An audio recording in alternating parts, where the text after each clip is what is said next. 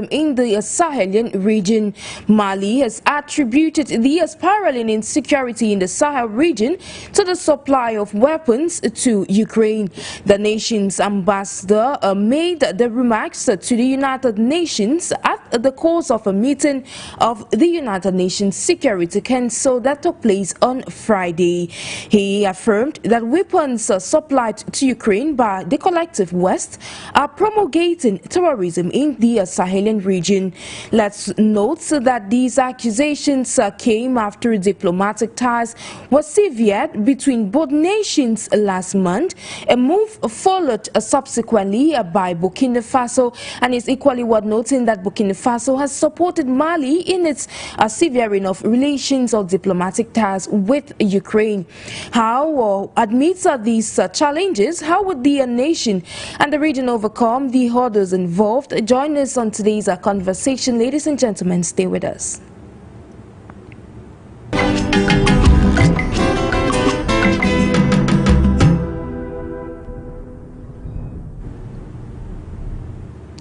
Hello, ladies and gentlemen. Thank you for trusting us once again. This is Talking Point over your Pan-African channel for you, Media Africa. And of course, like we mentioned in our preamble, we are discussing insecurity and terrorism, or better still, the spiral in insurgency in the Sahelian region, where, of course, in a recent outing, in the course of a meeting that took place at the United Nations Security Council, the Malian ambassador to the United Nations have linked the ongoing terrorism in the region to the supplies of weapons to Ukraine. Of course, we are taking interest in the bit to analyze this topic of discussion, given the Sahelian region is striving to overcome and, of course, get rid of this set insecurity that is plaguing the region.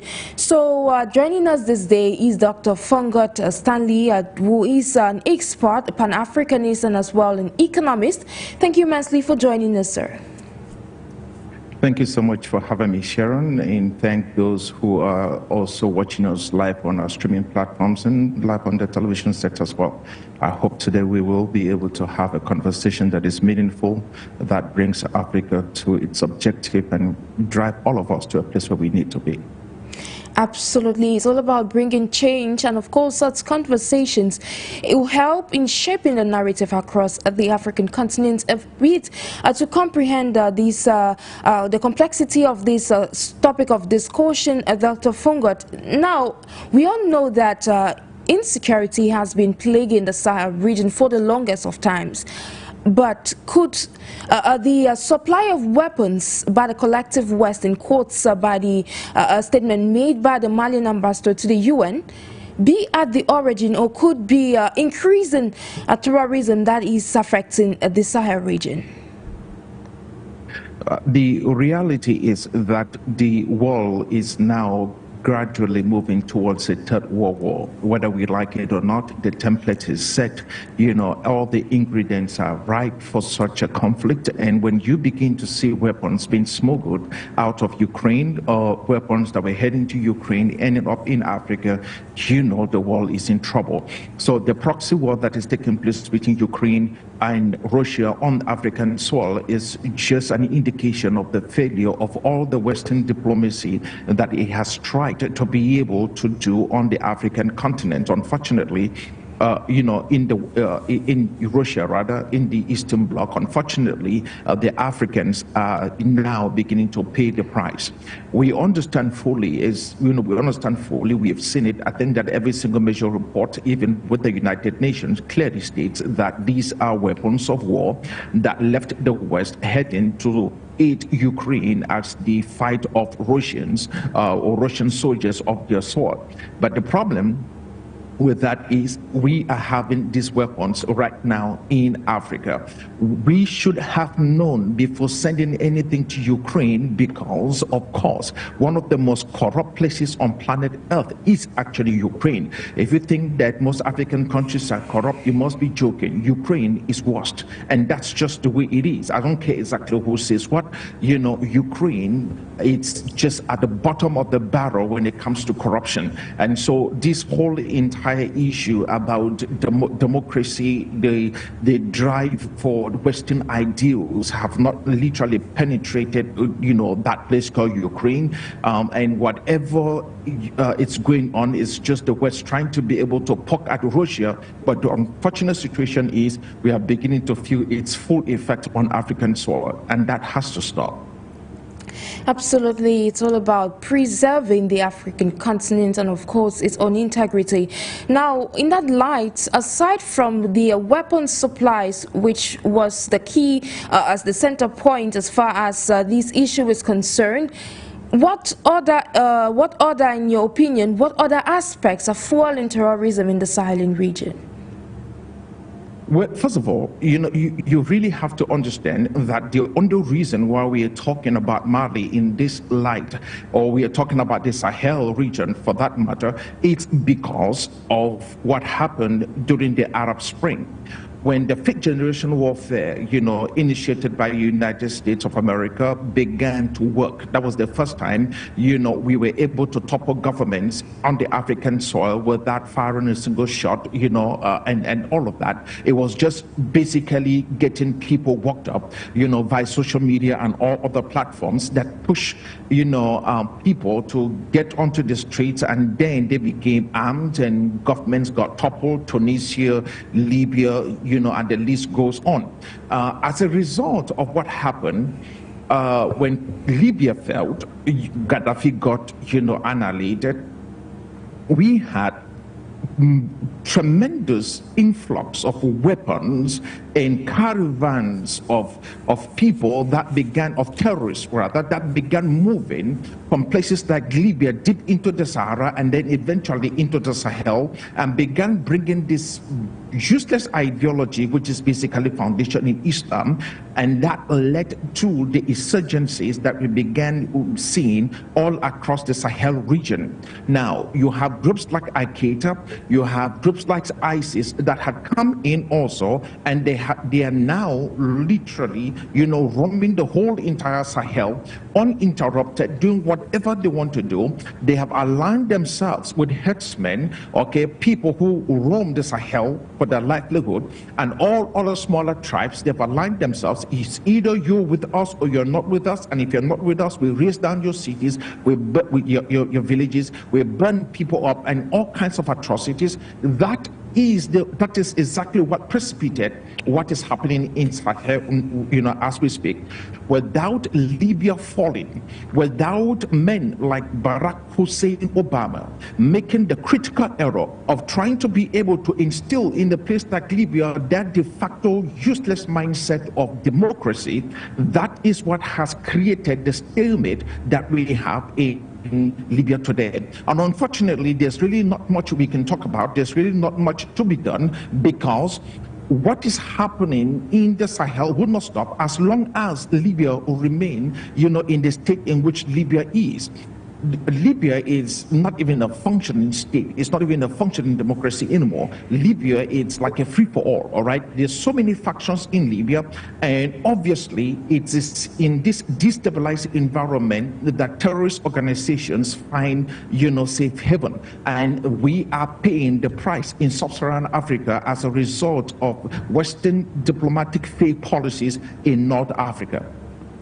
No, we are cognizant of the fact that the insecurity, or better still, the terrorism that's plaguing the region, it's not just within those countries in the Sahel, because in the longer run, it does affect the entire continent. Now, we witnessed Mali, according to reports. Mali saw an attack in one of its northern regions in Tinzatan that happened last month. Now, could this attack, which they attributed was coming all the way from Ukraine, in a bid to attack not just the Malian forces, but equally the Russian troops that are present there? Now, in a bid to comprehend this, could you say that there is some sort of connection because there is this proxy war which you said earlier that is existing since Russia began its special military operation in Ukraine. And since then, could we say that the attack that happened in Mali was some way of Ukraine getting back at Russia? Or better still, because Mali is actually getting closer to Russia in terms of diplomatic relations? I think for us to fully understand this, we need to go back to the onset of this. Somewhere late in 2021, after the coup, the situation in Mali became so bad, and there was a lot of, issues where Western countries were practically asked to leave, Mali. The problem was there's already been the issues of insurgency, which was, as a result of the fall of Libya. So, those boys, the juntas, decided to invite the Wagner group to come and give them the military support that they need, and their objective was to train Malian soldiers, provide security for top officials, and also to provide security for top officials and security for government facilities, and so that because of how bad the insurgency issue with groups like Al-Qaeda and ISIS was in Mali. Well, fast forward that to the war taking place between Ukraine and Russia. Now, once Ukraine understood that there were Wagner fighters in places like Mali, it became fair game. If we can't kill them on Russian soil, if we can't kill them in Ukrainian soil, we can kill them wherever we find them, in the world. And so that is why this situation is basically dire. We have to do whatever it takes to make sure that this thing does not escalate. Reasons being, countries like Ukraine must absolutely answer for this level of madness, and we have to be able to hold the countries that are supporting and sending arms to Ukraine account for the mess that is taking place as well. You see, I think the time has come, for countries, especially on the continent of Africa, to forget about the idea that we are somewhat a third world country, as if to say we're a byproduct of human civilization. We have to be able to step up and say, you know what, if this is what is happening, we will sue the living daylight out of you. We will take you to the international court. We will make sure that public opinion concerning these countries on the African continent becomes what is it truly. And also, we have to be able to make sure that those in the Western world understand exactly what their countries are doing, or their governments are doing on African soil. There is a rising populace, especially in places like America, in places like the UK, that is anti their governments having intense influence on African soil or foreign soil for that matter, because obviously it costs the taxpayers in those nations tremendously, and also they want to be able to spend their money domestically. So we have to be able to capitalize on that to make sure that whatever is happening, and thank God for media platforms like yours that is exposing the truth as to what's happening on the African continent, so that those in the diaspora and those who absolutely understand what's going on can pass this information to those who matter, because we cannot continue on this trajectory and believe that somewhat things will change tomorrow. Nothing is going to change until we change. Nothing will change until the African steps up to say this madness cannot continue on the African continent. If Ukraine and Russia wants to battle these things out, it has to be on Ukrainian soil, it has to be on Russian soil, it cannot be on the continent of Africa. That is Third World War. Absolutely, and of course, from in a bid to prevent this from escalating, Africans would have to try to try to create some sort of boundaries in the bid to protect themselves. And now, we noticed, I think you have highlighted this in the course of your programs on several editions, that insecurity seemed to have dropped since we saw leaders, or the various leaders in the AES, that is the Alliance of Sahelian States, since the emerged power. Now, could we align that to saying that effective, or say collaboration within African leaders on the continent is going to go a long way as far as eradicating this insecurity, and in the long run the insurgency which the continent, and most especially the Sahelian region, is facing? Absolutely. I think we need a robust force on the continent of Africa, and no single nation can be able to do it. The Alliance for Sahel State, that's good. I love what they're doing. The problem is that they're not large enough, they're not big enough, because the problem of the intense insurgency is spread across a wide area. So we're looking at 3 countries or 4 countries to say the least, including, the northern part of Nigeria, Cameroon, Chad. We have to be able to build up a robust force that will act as a buffer, preventing caravans that are moving south in pickup trucks, just so that those, insurgents coming in from places like Libya will not be able to cross the Sahara into the Sahel. We have to be able to build up that buffer. And then secondly, we also need to be able to make sure that through diplomatic efforts, we try to be able to bring countries like Libya to make Libya become stable again. Any country on the African continent that is not stable would be a safe haven, especially in the northern belt, would be a safe haven for insurgency, would be a safe haven for terrorist groups. We have to be able to make sure that we do whatever it takes to help those countries in the north have somewhat stability. Trust me, if your neighbor is not safe on the continent of Africa, there is no way you can talk about safety yourself. We have to be able to make sure that there's a blanket approach when it comes to safety on the African continent. And we must address this country by country, but we also have to understand that we need to go block by block. Let the Western bloc take care of our issues so far as, the Sahel is concerned. I think the ECOWAS, this is a responsibility for the ECOWAS to step up and say, you know what, look, we started these issues on bad footing. Things were not going the way we thought. We were listening a little bit more to the Western world in relationship to our own brothers on the continent of Africa.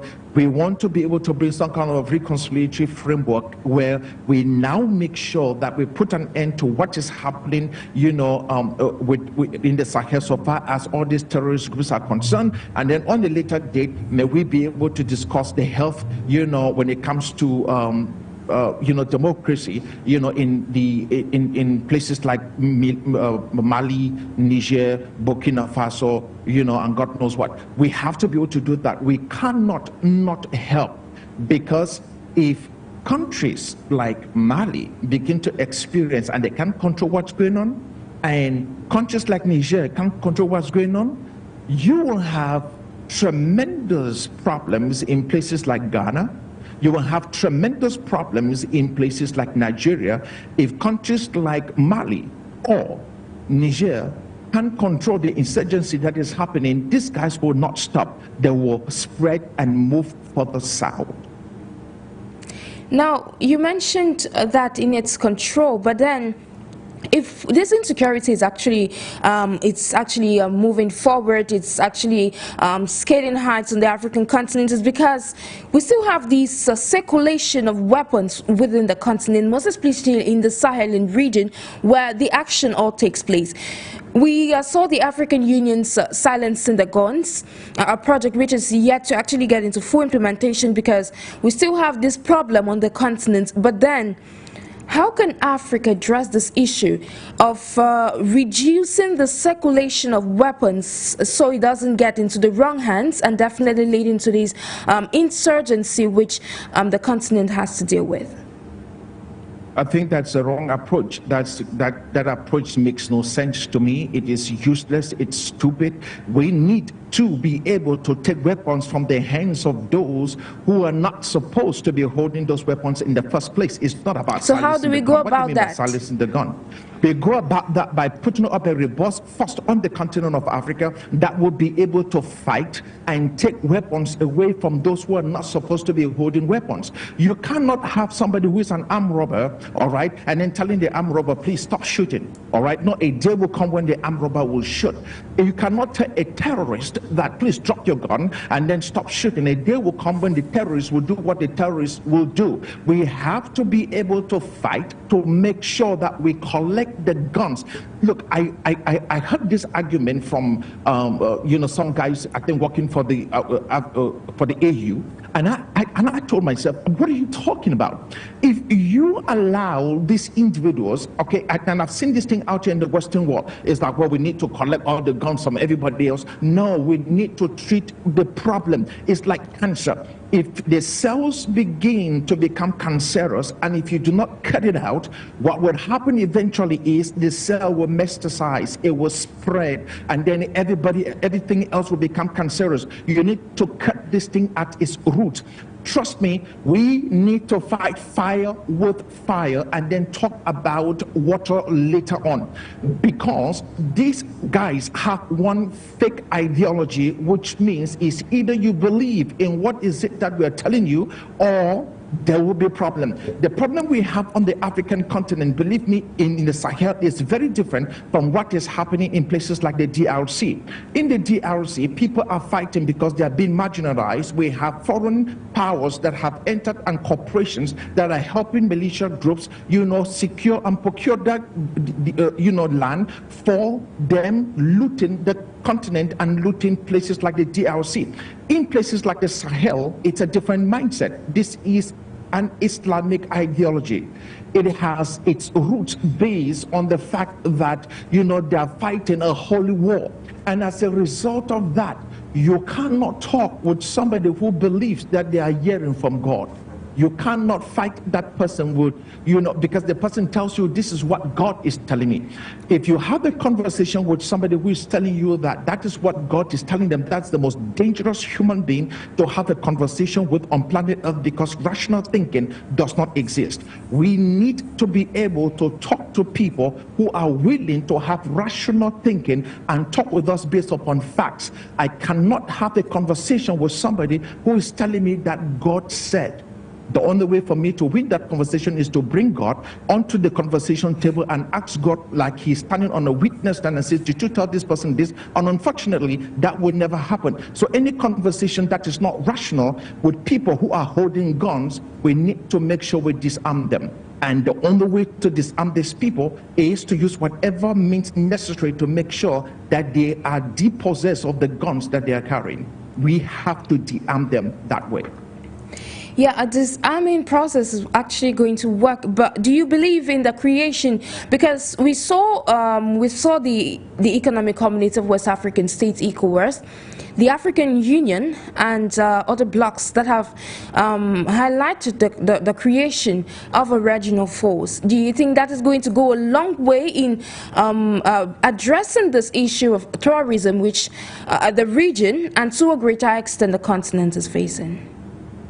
Yes, absolutely. We need that. We need that force. We need manpower. We need to be able to have a force large enough to cover a large area of land, of real estate, so that we can be able to tackle these guys. The Sahara is so large, so vast, that we need to be able to understand where they're coming, employ technology, drones, satellite systems, to be able to track these folks long before they get into the Sahel. We have to be able to do that. We need to track these men down. If we don't have a large enough force with enough resources, with enough technology on ground to be able to do that, we'll be fighting, a loose war. I think that if those things are not employed, it will be very difficult for us to talk about a Sahel without terrorism. Absolutely, it's all about actually getting to a point where we can be able to call a spade, and of course address our problems from our own means. Now, away from that, how can leaders within the Sahelian sub-region and to a greater extent the African continent address this issue of terrorism, so from a perspective or an administrative perspective, given that they have to review policies and of course implementing measures that would curb the insecurity that is spiraling in the region? Well, see, there are two things. The first thing that they have to do will be to incentivize villages that have basically joined in, the terrorist organizations in fighting, because the idea is there. So you have tribes in the Sahel that are primarily herdsmen, all right? These are people who basically, their livelihood is in raining stocks. Because of how bad the Sahara is spreading south, very few vegetation is available, and so these wild animals end up eating crops of other villages, especially communities that are more into agriculture, more into farming. The same setup you see happening in Nigeria between the herdsmen, that are moving up north because of the encroaching and how unforgiving the Sahara is, into Nigeria, is the same thing that is happening within the Sahel. The government must be able to create, and invest a lot in agriculture so that we can be able to reclaim some of the land that we have lost to the Sahara. It's possible. I think in other regions they are doing it. We need to plant a lot of trees so that we can use those trees to act as a buffer to stop the Sahara from spreading south.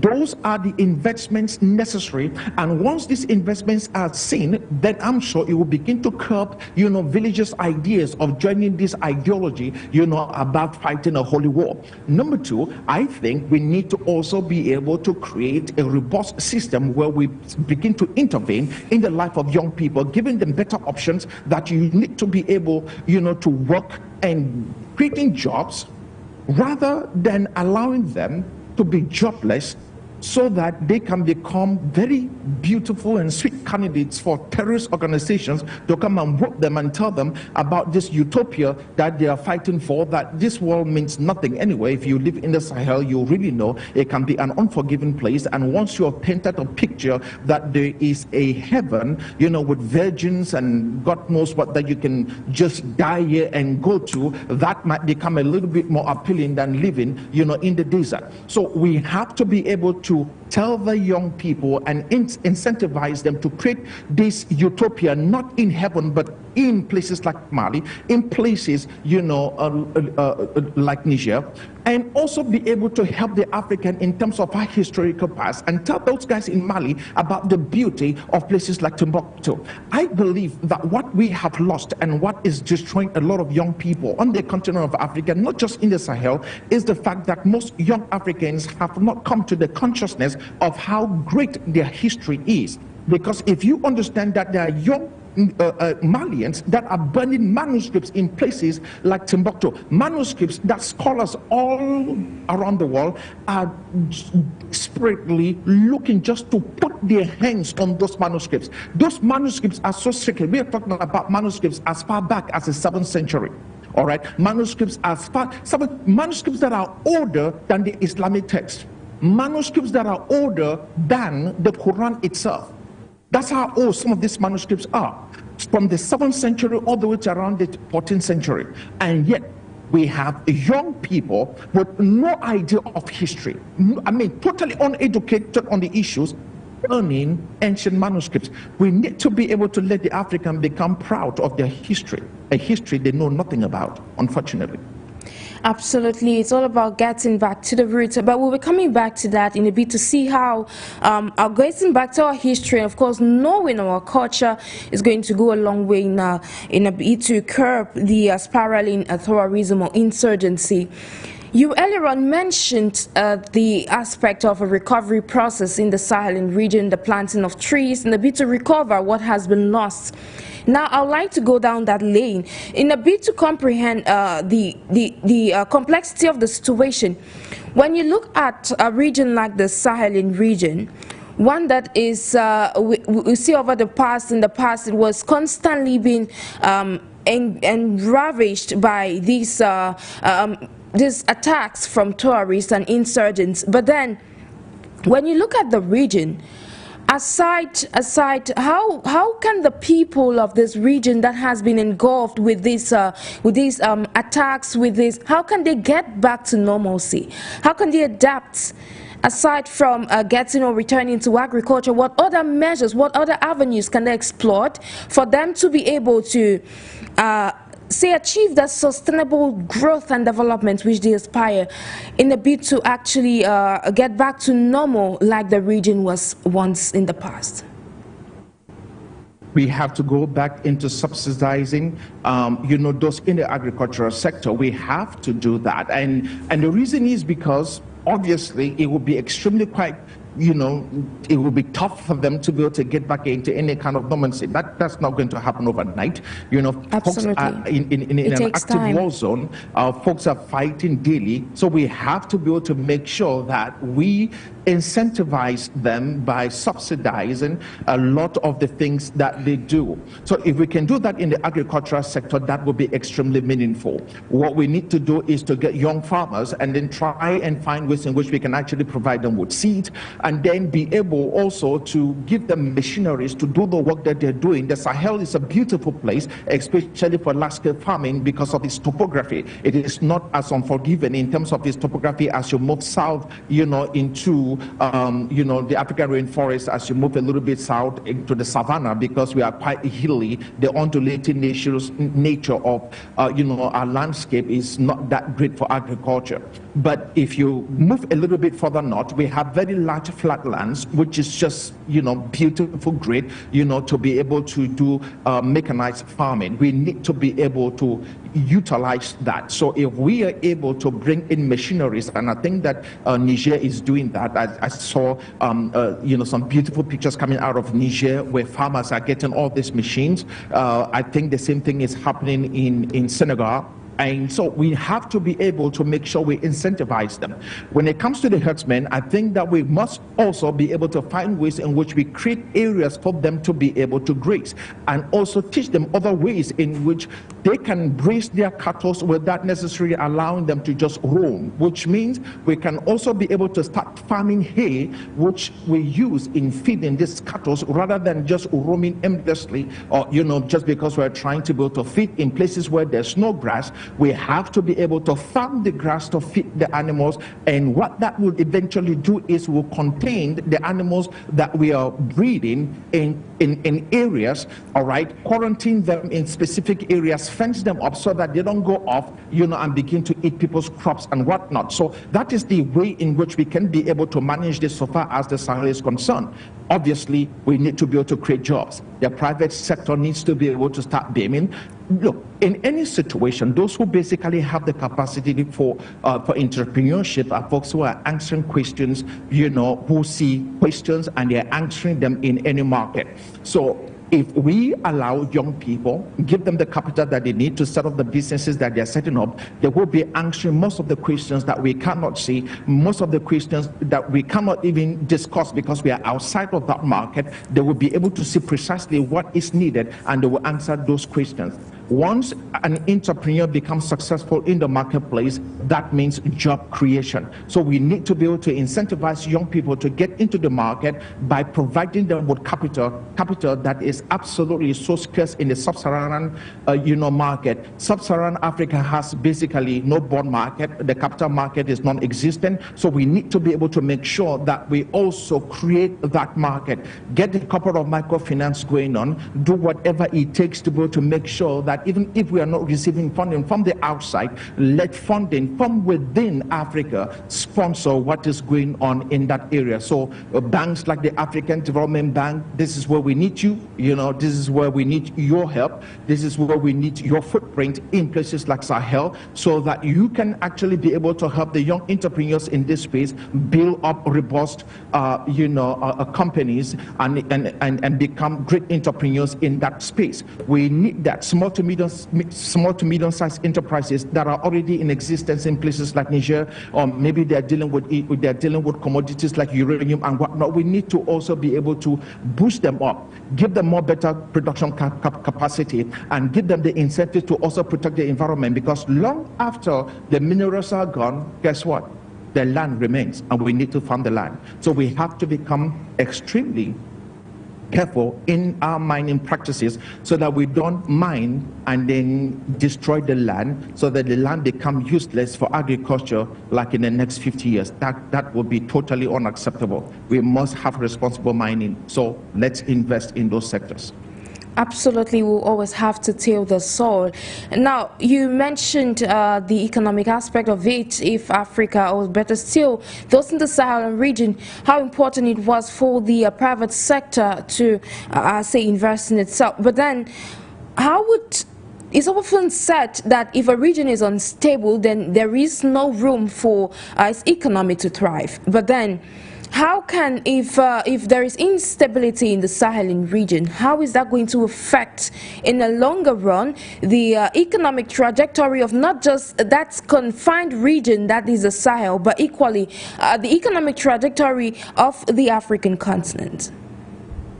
It will affect it, and negatively actually. And the reason for that is because in any country where we are experiencing war, especially on the African continent, we are, lacking a lot so far as capital investments and foreign investors are concerned. We have very limited foreign investors coming into Africa as opposed to other countries. Very few people trust the terrain on the African continent. We have not developed our economies to a place where it is now attracting a lot of foreign investors. What that means is we are already lacking. If you now throw in the component of war, it makes things absolutely difficult. So we have to be able to make sure that we somewhat normalize what's going on in relationship to, not normalize, we somewhat, solve the issues that we are facing, and then try as much as we can to make sure that we put an end to the bickering, the fighting and whatnot. Because if not, we will still be limiting ourselves from the small foreign investors, that are out there that are still willing to invest on the African continent. Secondly, just because one particular country is actually fighting and things are, gone haywire, what that means is small to medium-sized enterprises that are in that particular country will also suffer. Number one, it will be very difficult for them, producing, very difficult for them because the market will be small, very difficult for them also exporting what is it that they're producing to neighboring countries and vice versa. If you have another company which is outside of the conflict zone, it is always going to be difficult for them to bring in their goods and their services into the conflict zone. So it is a lose-lose situation when a country is actually fighting. And that's why on the continent of Africa, especially in the Sahel, as Mali continues to struggle, as Niger continues to struggle, as Burkina Faso continues to struggle, so is West Africa struggling. We don't just see that yet because we are looking at it from the macro perspective. The truth of the matter is we all are suffering, and that affects the overall GDP of the entire area. We have to fight to make sure that this fighting stops, because obviously the economic health of one nation on the continent of Africa in some part is dependent on the economic health of another country. Speaking of economic health, away from that, let's now look at the implications this will have on regional stability, given that it doesn't just affect a country. You said it needs to be targeted, to be tackled from country to country and from region to region, in a bid for the collective effort to be felt. Now, so how would these, what implications does this insecurity which the continents, better still the Sahel region is facing, and how does that affect regional stability as a whole? Well, if we don't contain what is happening in the Sahel, it could escalate. Obviously countries like Nigeria will begin to suffer. Right? Countries like Cameroon will begin to suffer. I think that we have seen what Boko Haram has done in Nigeria. We have seen what they have done in Cameroon. And we are also having, we have ISIS that is operating now in Nigeria, in the northern part of Nigeria, and also ISIS that is operating in the northern part of Cameroon. Once they get emboldened, once they get all the supplies that they need, especially coming in from places like Libya, then you will soon discover that what those boys in Niger are suffering from will be some of the issues we begin to face in cities like Abuja, in cities like Lagos, in, God forbid, places like Douala, Yaoundé, Accra, Ghana, or the Kumasi in Ghana. We will be having these issues everywhere. We have to be able to make sure that those boys, running the ECOWAS understand that the issues that is happening in the Sahel is not uniquely a Sahelian problem. Those boys in Sahel are fighting a problem that is actually preventing or giving them the peace that they need in places like Nigeria, in places like Ghana, okay? And the reason for that is if the Sahel region falls, if Niger falls, if Burkina Faso falls, if Mali falls, well, then those boys will just basically continue moving south. Their idea is to convert as many as they can. All right, either you say yes or you die. So it does not matter. They are on a crusade. All right, they are on a crusade with the sword to bring people, you know, to their ideology, and they'll do whatever it takes to make sure that they achieve that. So the notion that it is a problem for those in Niger to handle is not our issue. It's an infant talk. You know, it's quite childish to say the least. We must understand that whatever is happening in the Sahel will affect the overall health of ECOWAS. ECOWAS will suffer tremendously if anything happens in the Sahel and those boys in the Sahel are not able to handle the issue. We must do whatever it takes to support them and fight this thing off.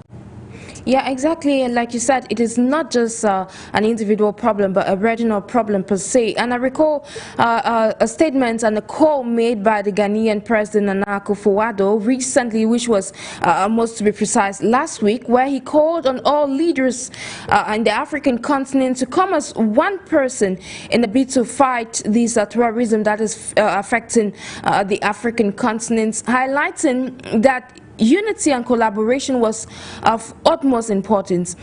Now, in that regard, of what importance is solidarity on the African continent when it comes to fighting, or when it comes to overcoming, rather, the challenges which the continent is facing? Because Africa has a plethora of challenges that is, say, hovering over the continent.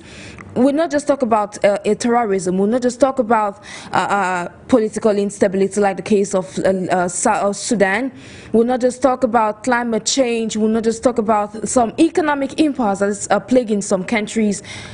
Amidst all this, of what importance is solidarity in overcoming some of these challenges?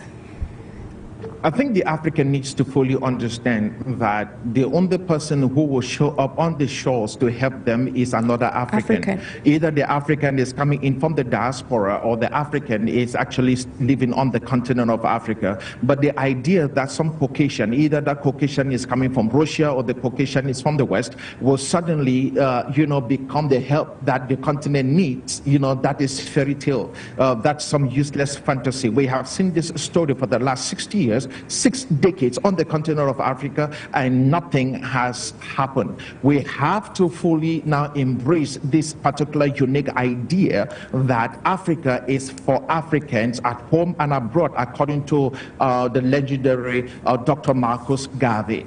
We have to be able to fully understand that if we are not going to stand and fight for ourselves, nobody is going to show up on the continent of Africa, to help us. They are coming to collect, they are not coming to help. They are coming to mine without restriction, they are not coming to help. They are coming to do all kinds of illegal mining, destroy the environment, because there are no regulations on the African continent that will bar them from doing so, and there will be absolutely no consequences when that is done. What they do on the continent of Africa, they cannot do outside of the continent of Africa. They can try that madness in the US, you can try that trash in Europe, but you can do it on the African continent and get away with it, because Africans are considered to be demented. We are considered to be people with low intelligence. We are considered to be people who are not school or educated enough in anything.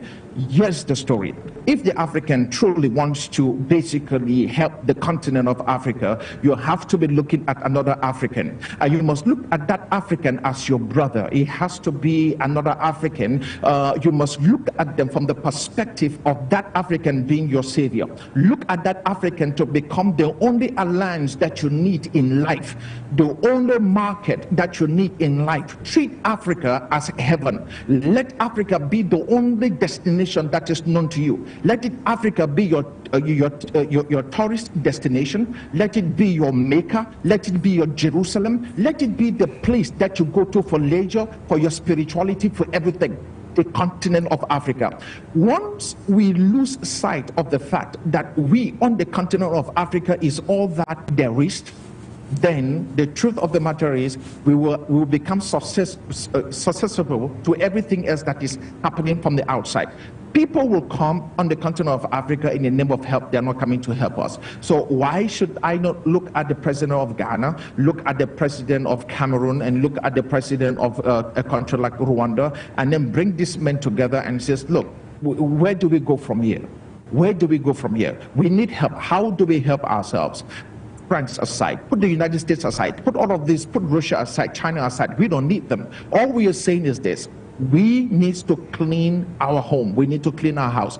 How do we help ourselves? I think that the moment the all African leaders and those we elect into power has this Pan-African agenda, this mindset that we need to begin to work together, we need to fight together, we need to believe that our salvation is on the shores of Africa, it's not offshore, it is onshore, that nobody is coming. Let me say this to you.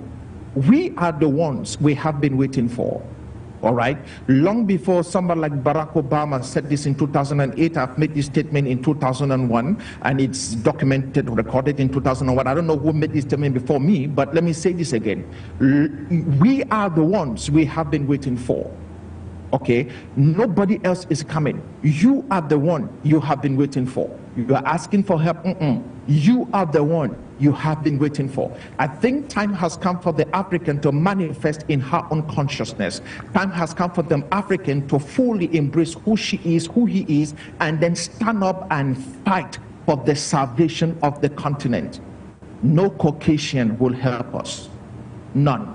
Not, you know, whether they're coming from the Eastern Bloc or the Western Bloc, forget that trash. What we need is Africa to rise. And what that means is Africans need to be rising. And if Africans are rising, then there should be unity, and of course they need to stand as one people. And of course, ladies and gentlemen, if you're just joining us, this is Talking Point over your Pan-African channel for you, Media Africa. And of course, today we're discussing the Sahel region, where Mali has blamed the spiraling terrorism in the country on the region as a whole, on the supply of weapons to Ukraine. And of course, we're analyzing that topic of discussion this day with our guest, Dr. Stanley FONGOD. Now, Dr. FONGOD, earlier on, you had mentioned that it was time for Africans to revisit or get back to their roots in a bit for them to be stronger while facing the odds, which is, in this case, is the case of terrorism and insurgency in the Sahel region. Now, of what importance would it be for Africa to get back to revisiting or say getting more connected with its culture, and how would that go a long way in overcoming this challenge, overturning this challenge which the continent is facing of in terms of insurgency? I live in a city called Los Angeles. I'm just outside, which is basically where you have Hollywood. One of the tremendous importance of this particular city is that the public image of America, it's literally been designed, its concepts are being created just outside of the city, you know, in a smaller town, and it's just a small neighborhood actually called Hollywood. That's where most of our films are created, our movies are created. So whenever you're watching a Western film, it is nothing else but a propaganda of Western culture. It's a propaganda of American culture. So you're looking at the American society, what they want you to see, how they want you to view America. So you have young people on the African continent that espouse to be everything that they see, you know, in Hollywood. All right. So even it's that important to the U.S. government that the Pentagon actually has a budget just for movies that are being created, so that public perception around the world, so far as the U.S. military is concerned, always looks good. So you don't watch any military film and then you see U.S. being portrayed in bad light. All right. No, you always see them coming out as heroes. Why? Because the government objective is to make sure that that is what the rest of the world see. Unfortunately, to those of us on the African continent, we have been sold that whatever is Western is good. We have been sold that whatever comes from the United States of America is absolutely wonderful. So even the movies we are producing in places like Nollywood, it's to portray some Western idea, is to protest, is to show something that is quite Western and foreign, and nothing that is African or indigenous. All right. So what I want to propose is this: that even in relationship to our movies, we need to start producing things that basically highlights who we are, our culture, our values, who we are as a people, not what is absolutely being pushed from the West. That even when we do these movies, we must do it to make sure that we portray our culture. No culture in this world is inferior to another culture. It is only the African that believes that her cultures are inferior to the cultures of the West. That is beyond me to understand. I don't know exactly where this is coming from. No culture is inferior to another. We have to make sure that we do whatever it takes to affect our craft in enhancing our culture, so that young people on the continent of Africa will want to be us. At least one movie came out of Hollywood that portrayed that for the African, and that was the Black Panther. Even at that, you know, we had very few Africans who looked like me, talked like me, that were on set, you know, for that particular movie. We need to be able to make sure that those of us on the continent of Africa, we produce what's African, produce what is us, our cultures, our values for our people. In that way, we will be building a generation of young people who will begin to understand that Africa is important, that Africa has a voice on the world stage, that Africa is a place not to be taken for granted, that Africa can compete with the rest of the world in the 21st century, and that Africa has what it takes for Africa to be respected around the world. Unfortunately, as long as we keep consuming whatever junk is being sold to us from Hollywood, it will be extremely quite difficult for us to get the minds of the young Africans to believe that Africa is as great as it is. Absolutely. And of course, you earlier on mentioned there is this proxy war that is happening between our superpowers, or our world powers. But then, in a bid to preserve the integrity and sovereignty of the African continent, how can Africa brace itself amidst all this everything that is ongoing at the global stage, so that it doesn't engulf the continent as a whole, they don't get entrapped in this web? You know, I have never been a big fan of the issues of reparation. I think that reparation for slavery is very tricky. Reasons being, everybody has enslaved somebody at some point in history. Absolutely. So, and if you look at, I think the only people who have really not been enslaved by anybody else are the Arabs. But if you look at what's happening on the continent of Africa, I think it is time for us to start talking about the issues of reparation.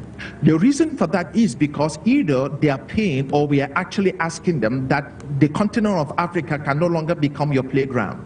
The continent of Africa can no longer become a place where you try every sick ideology that you have, either by bringing vaccines on the continent of Africa that you know intentionally is bad for the people, like what the Bill Gates Foundation did, and so many other organizations, you know, out here in the West did in places like Cameroon, in places like Kenya. We have to be able to put an end to it, and also in places like Nigeria. We have to be able to put an end to this. Number two, I think that the issues of reparation probably might be brought to the table, because if you are still trying to fight proxy wars on the continent of Africa, then maybe it's time for you to pay up for the crimes you committed against humanity by enslaving Africans in the number in which you did. And I also think that we now need to be able to start bringing up the conversations about the Arab world paying Africans on the issues of slavery also.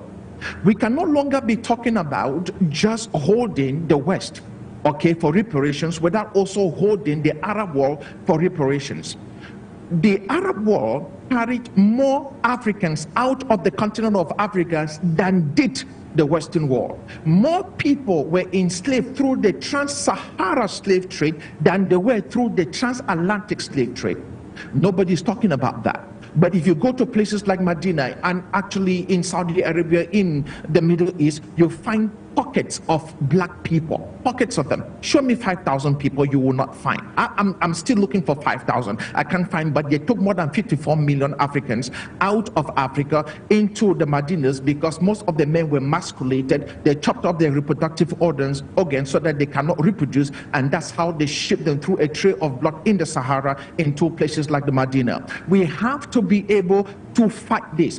Now, if you look at the Western world, if you look especially toward the West Indies rather and the Americas, you see probably find 120 million people, black people, and that is as a result of close to about 14 to 20 million people, depending on which historian you're reading, of black people that were being shipped out of the continent of Africa. We must hold the West accountable, so we must hold the Arab world accountable for the crimes that is being committed on the African continent daily. Maybe if we actually take these guys to the head, which is a joke anyway because nothing would happen, or we take them to United Nations, it's a joke, nothing will happen, that probably might be just a PR campaign. Maybe something might shift. Maybe someone in the West or in the Arab world might have a little bit of conscience, to begin to tell their people and tell those that matter that we have to put an end to this madness and allow Africa to breathe, Africa to rise, Africa to basically take care of ourselves and begin to compete,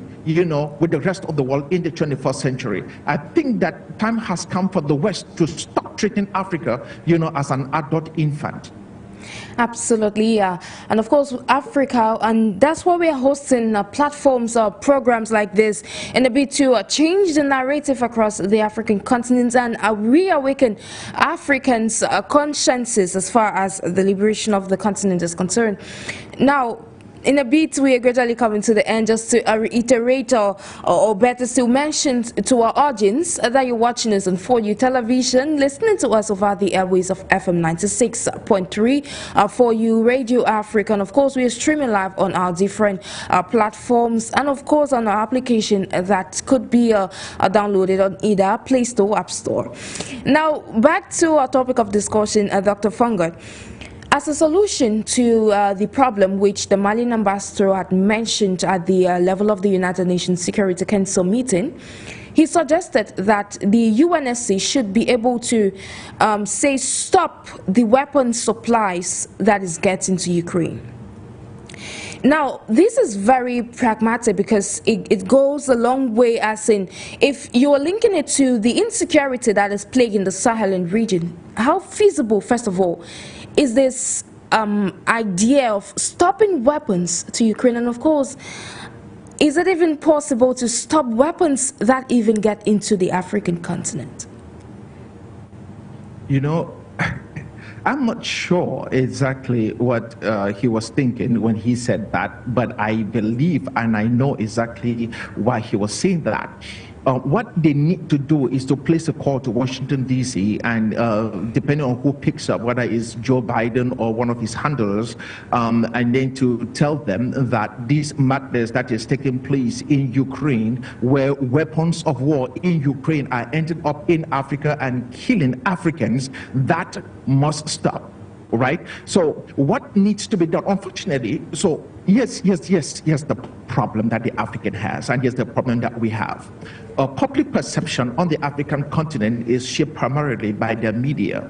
Unfortunately, the media is so liberal in nature that every single thing else that is said on the continent of Africa or anywhere around the world will absolutely have to be screened by these gigantic media organizations, and then will have to be filtered up, and whatever ends up in the ears of the average American is what whatever it is that these media organizations wants the general population to know. And they will do whatever it is that basically presents the current administration in good light. That's the pain, that's the issues that we are facing. So even if you called, CNN, you call whichever news network you can think of, BBC, whoever, and say, this is what is going on, they will be like, oh yeah, so what's going on? We are not sure about it. Are you sure? There are conflicting reports coming in that this is going on. We are not too sure about that. They will store you. They will say whatever it takes just so that they can not hold or run that news story, because obviously the public perception as to what the government is doing will begin to change in that country, and they will be called to be held accountable for the crimes that they are committing, or across the world. Unfortunately, that's not the case. So it is left for us on these platforms, on places like X, former Twitter, to be able to go out there and state our facts clearly, so that the world can begin to see the pain that the African is facing. Because if you're depending on some of these major news organizations to carry this, it's not going to happen. They have other issues that is primarily important to them than what is happening on the African continent. The truth of the matter is, you on the African continent, and this is to every African, you on the African continent is not that important to any major news organization outside of Africa. That is your personal problem. They create the problem, but it doesn't matter. That's your personal problem. Solve things by yourself. If that was going to be the case, we have to start reporting our own news, telling our own stories, and finding ways to fight these things off by taking our stuff to places like X, and other social media platforms that will allow us to be there, and then to state our case as to what is happening on the continent of Africa. I don't trust the United Nations for nothing. I don't trust, the Hague for nothing. Unfortunately, that's just the way it is. And it's not, this is not in isolation. It's because of the history of the Hague and the United Nations on the continent of Africa. Absolutely. Now, chatting the way forward as far as terrorism in the Sahel region and, of course, the African continent is concerned. Now, what would you say, or what measures should be taken into consideration in a bid to salvage the situation that is plaguing the region? That terrorism is a virus. It's a virus that you need to be able to fight. It's worse than cancer. That you have to fight this and kill it off immediately. If not, when it's spread, it will be extremely quite difficult for us to put any handle on it. We have to do whatever it takes to make sure that we stop it. Stop it, stop it, stop it, stop it. That means cut it. We are not talking about dialogue. Forget dialogue. Dialogue is, an afterthought. We'll talk about dialogue later. Right now, we need severe military interventions in places like the Sahel.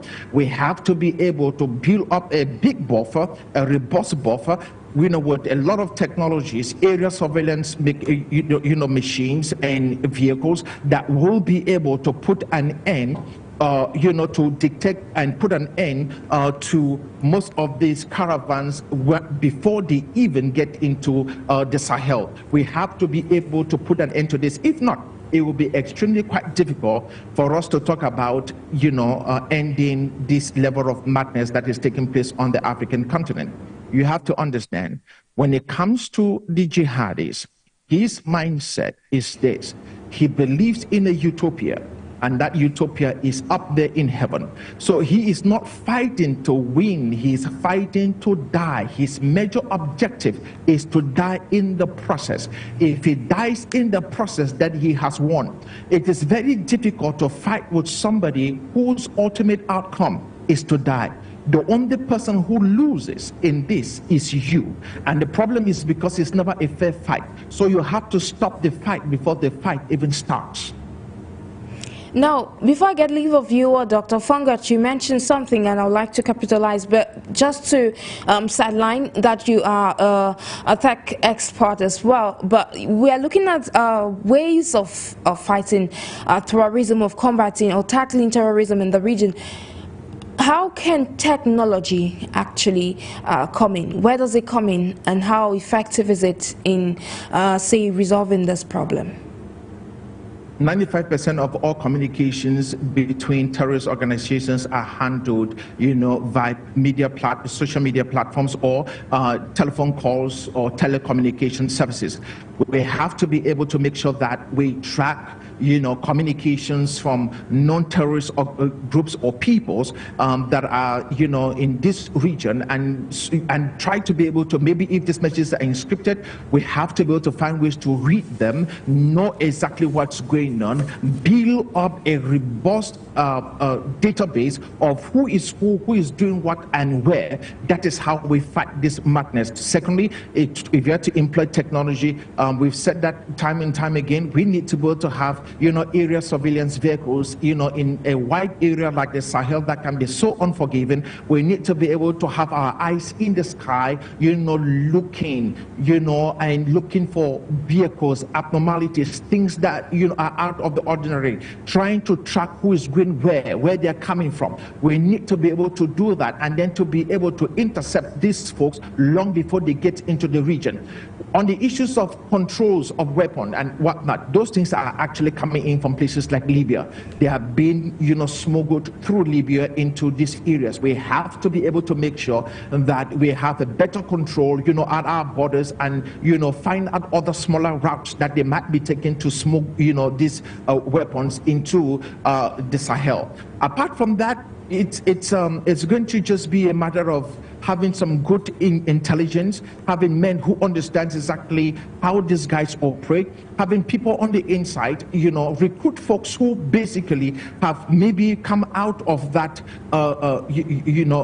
terrorist groups, folks that we have rescued from those groups, to be able to look at what is going on, and they probably will be able to give us a very good sense as to what's happening based upon the intelligence that we do gather. This has to be a concerted effort from everybody. We have to not just technology, we have to employ everybody, everything that we can find, and also give incentives to local people that are in the Sahel. If you see something, say something, show us something. If you see something, here's a very good platform for you to report what you're seeing. We need to employ everything that we can. That's the way we get out of this, and that's how we fight this madness, and that's how we put an end to this cancer, that is the jihadist mindset. Thank you immensely, Dr. Stanley FONGOD, for your insightful responses on today's edition of Talking Point. Thank you so much for having me, Sharon. I hope this was meaningful, and hope to see you soon. Absolutely. Ladies and gentlemen, we believe you learned a lot from today's conversation. Meanwhile, it's of utmost importance for Africans to participate in the change they want to come to the African continent, and of course that will go a long way in curbing insurgency that is plaguing not just the Sahelian region but the African continent. Meanwhile, I've been Jackson Abse for presentation. Thank you for your keen attention on today's edition of Talking Point. I'll leave you in company of programs on For You Media Africa, another view of the world.